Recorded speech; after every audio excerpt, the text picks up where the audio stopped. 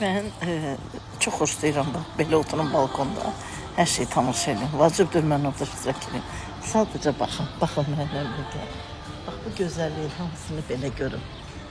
Aşağıda oturanda bir yer görürsən, amma yuxarıda oturanda çox şey görürsən, çox xoşuma gəlir.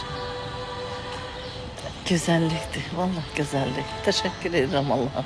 Bu gözəlliyi mənə verdiyi üçün, qismət elədiyi üçün ki, baxım görüm. Təşəkkür edirəm gözəl Allahım. Mənim mükafatımdır. Çünki mənim nahağımı danışıblar. Mənim nahaq. Həmişə nahağımı danışıblar. Allah mənə haqq dünyamı göstərir. Ölməmiş bu dünyada gözəl həyata göstərir. Sabah da cənnətə göstərəcək, yəni gələcəkdə. Allah gecəndən versin. Baxın. Bu cür gözəlliyi sevməmək mi olar? Bu cür gözəlləri istəməmək mi olar?